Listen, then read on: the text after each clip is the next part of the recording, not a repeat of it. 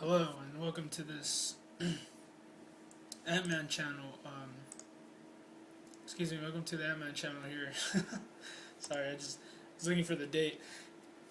It is a, pretty awesome Thursday, the 16th May, 2013. And if you were to ask me if I'm about to take a shot at Jon Stewart, I would tell you yes.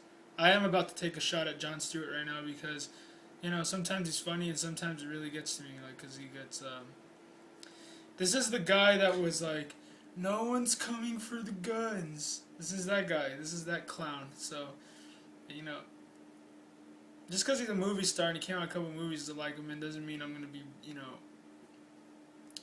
I don't know. I have a mind of my own, and when I see somebody like Jon Stewart make, certain, let's just call him a clown.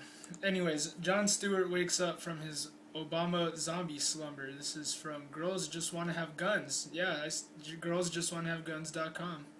Uh, this is by Pat Henry. This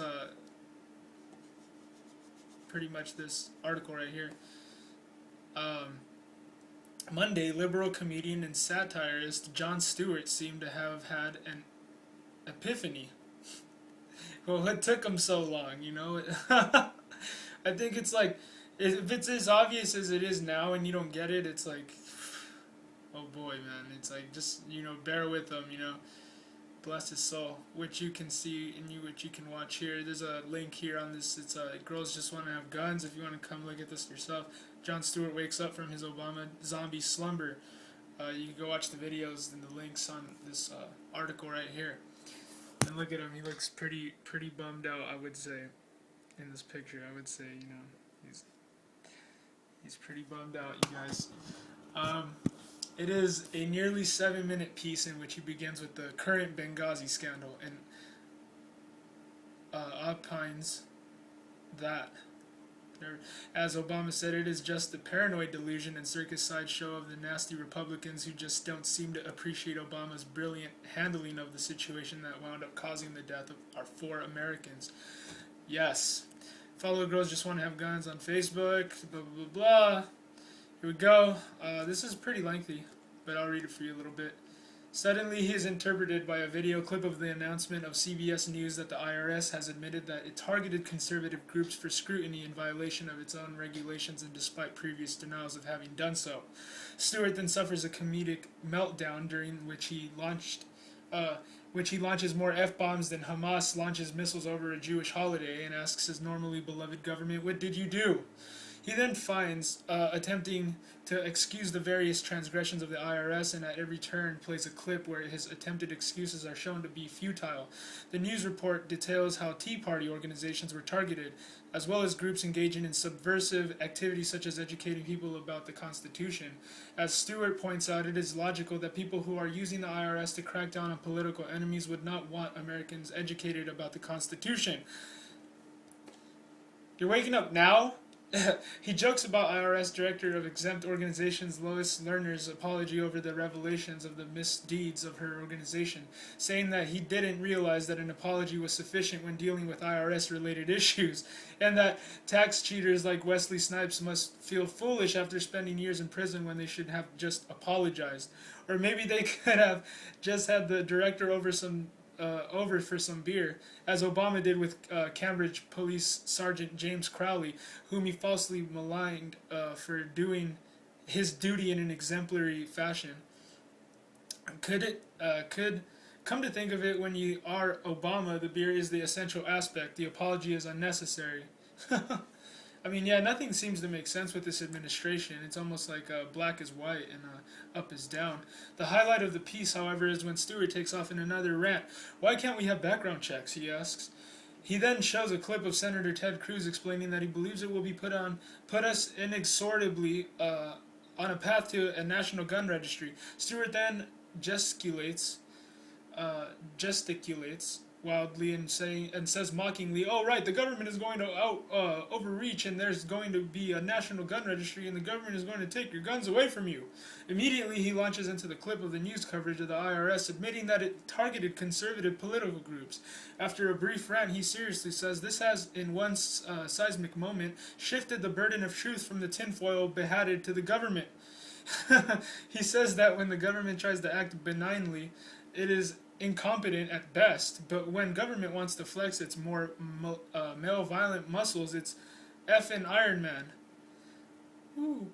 Maybe it took these twin scandals, Benghazi and the IRS, to awaken America. Evidently, Fast and Furious wasn't enough. Despite the higher death toll, maybe Eric Holder's selective enforcement of the laws that Obama likes and disregard for those he doesn't weren't enough.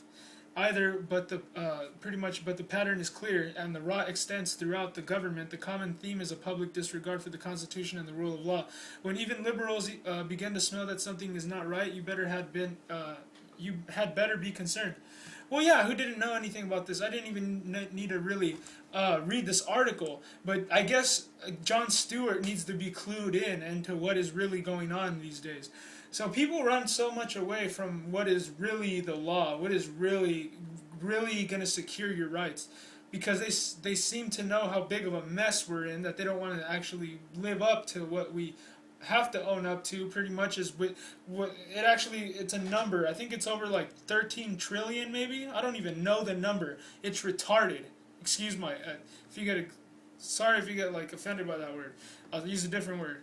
It's stupid how much we are in debt.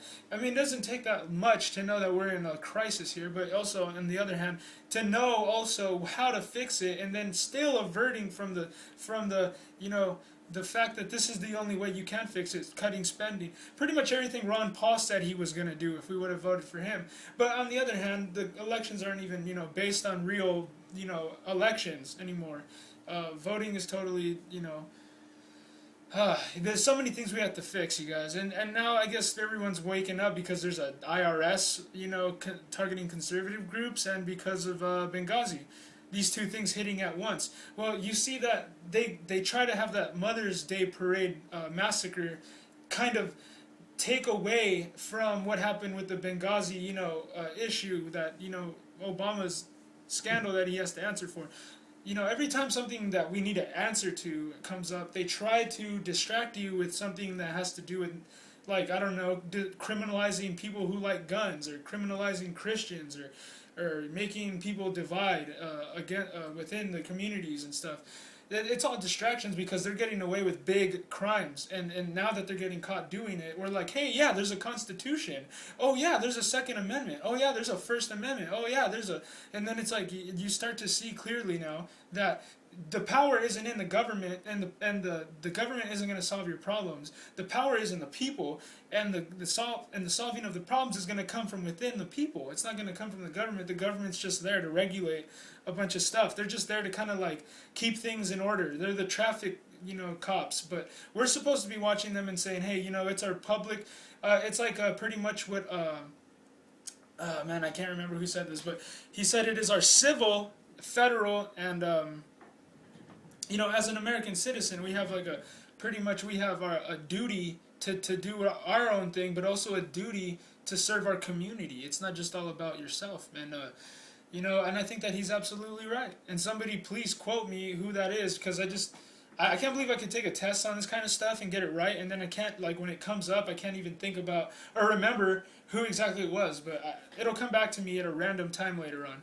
But anyways, Jon Stewart, I guess, is a little late, but I think that, if people like Jon Stewart can wake up to the more, open criminal activity that the government has obviously been doing for the last 100 years, is only becoming evident now. But I mean, it's getting more obvious. So if people don't wake up, it's just a matter of time. I don't know how to say it without being mean. But anyway, everybody, look at Jon Stewart. That's the face of a man who knows that, he was like, it's like, I can't believe, he looks like he has to, he's going to hug his pillow tonight. Like, he's going to be really, someone needs to, pray for him. No, really, because I know having this information at first, is, it could be hard on some people. Look at this guy. But yeah, anyways, come back to my channel, man. I read you the real news. I'm better than CBS. I'm better than NBC. I'm better than Fox News. I'm better than CNN. Yeah, I'm better than MSNBC. who, pretty much hires people like Rachel Maddow that get, government, like, banker bailout money, you know? I do this for free, and I don't have to, and I don't lie to you either, so you're welcome.